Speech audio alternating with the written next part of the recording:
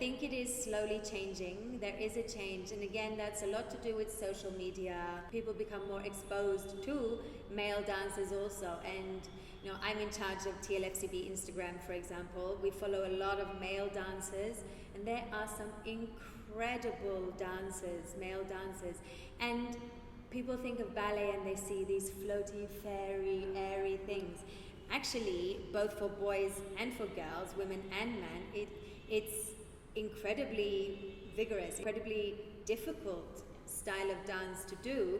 And you see these guys who are dancing, you see their muscles, they have to lift the girls up, and often other men as well. And the strength required is just enormous. People don't really see that, because once you see it on stage, you just see the beauty. You see the lifted bodies and the lightness, and the incredible splits and the jumps and the turns, and you just go, oh wow, that's easy. But it's years of training, and it's years of hard work, and in the gym and in physiotherapy, it's years of all kinds of things that build up to that. But I would encourage people to go on social media if they're interested, or even YouTube, male ballet dance. If they're thinking about their boys doing ballet, I would encourage parents to go and see, and to show their boys, look at this, isn't this just amazing? Because there are some incredible dancers out there. We have one boy who was with us for a few years who's actually in Scotland now in full-time ballet school. We have Peter, who played the Beast when we did Belle and the Beast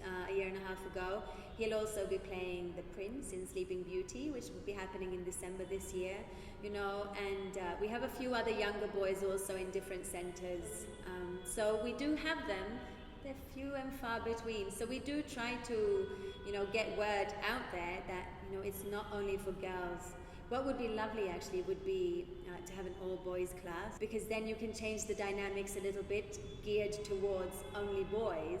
That at the moment though is tricky, because we don't have very many, but I think if we kind of geared it towards only boys, it would have a slightly different feel to it. So that's something that we're working with. We're thinking about doing something like that, to get more interest from the boys as well.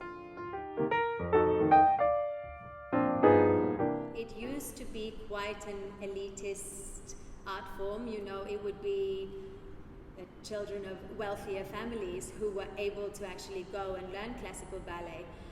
Now it's more readily available to everybody. I think here in India still, of course, there's more scope for that, and we're trying as a foundation also to bring it in. Like I was telling you before, we work with the Parikrama Foundation, to bring ballet to children who would not be able to afford it otherwise.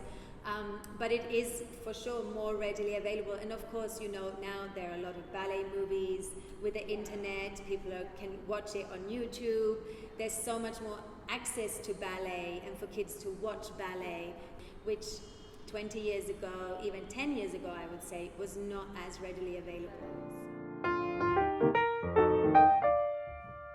Well, I would hope that more and more children are exposed to it. From all levels of society. It's still, I would feel, middle and upper class. I would hope that it would open up more and more. That's what we want to do here also, get as many people involved as possible, to reap the benefits of learning a classical art form. I think it's so important for children of all ages, to be allowed to come and dance, come and express themselves.